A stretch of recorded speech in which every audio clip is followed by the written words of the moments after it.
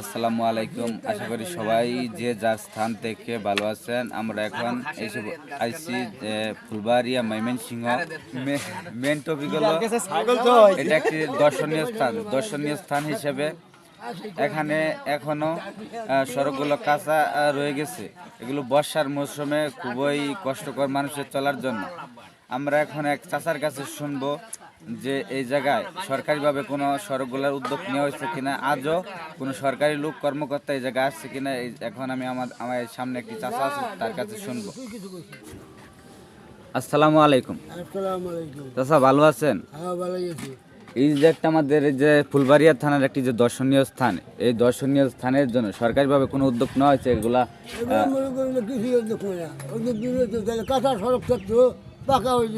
জি, আমরা আসার সময় দেখতে পেলাম থাকলে মানে পর্যটকরা এসে আনন্দ বর্ধমান মানুষ আছে, বাংলা থাকতো, বাংলা খাওয়ান ভাই কম, ওই ঘুরে ঘুরে ঘুরে ফিরে খায়।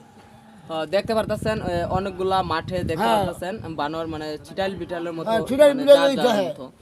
যদি একটা সড়ক থাকতো, এই একটা সড়ক থাকতো, এই একটা সড়ক থাকতো, এই যে কত বছর ধরে লোকা এই খেলা বানর গুলা রাত্রের বেলা কি গাছে থাকে বা নাকি একটা অফিস আছে? মানে মাটির নিচে গত আছে। ওই না ওই সবার সুবিধা সমান ঘুরে আছে কোনা, ওটা ভিতরে থাকে। হ্যাঁ, ওগুলো ভিতরে থাকে, চাঙ্গের তলে থাকে। হ্যাঁ, আমরা চাচা আসার সময় দেখতে পারলাম এই জায়গায় যে এই সড়কগুলো আছে, এই সড়কগুলো একটাও পাকা করা হয়নি। একটাও পাকা করা হয়নি। এই জায়গায় কি সরকারিভাবে কোনো উদ্যোগ এখনো নেওয়া হয়নি? কেউ আসে নাই? করে মেপে যায়, করে না, কিন্তু করে না। না, এই যে এমপি যেটা বল দিল, এইটা 5 বার মেপে গেল, একবার আর কি করে না, কাটতে নাই নিয়ে আর খেলা করে। জি, এইখানে স্যাংশন হয়েছিল, কিন্তু এই জায়গার থেকে নিয়ে অন্য জায়গায় রাস্তাটা করছে। জি, এই জায়গাতে আপনি স্থানীয় লোক? জি, এই জায়গায় যে বর্ষার মৌসুমে কি এই সড়কগুলা বৃষ্টি দেখা যায়? আপনারা চলতে পারেন? কেঁপে আসতে পারেন না? জি, ধন্যবাদ।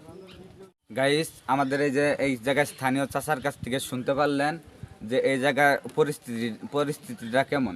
এই জায়গায় এখনও সরকারিভাবে কোনো উদ্যোগ নেওয়া হয় নাই, ওইভাবে সফল উদ্যোগ কোনো নেওয়া হয় না। এই জায়গায় চাচার কাছ থেকে শুনতে পেলাম যে মাপঝুক হয়, বাট এই জায়গার কাজগুলো অন্য জায়গায় নিয়ে যায়। এই জায়গায় আপনারা দেখছেন অনেকগুলো বানর, শত শত বছর ধরে এই জায়গায় বানর আসছে। এগুলো বানর ঘরেও কোনো যত্নআত্তি করা হয় না, সরকারিভাবে কোনো উদ্যোগই নেই।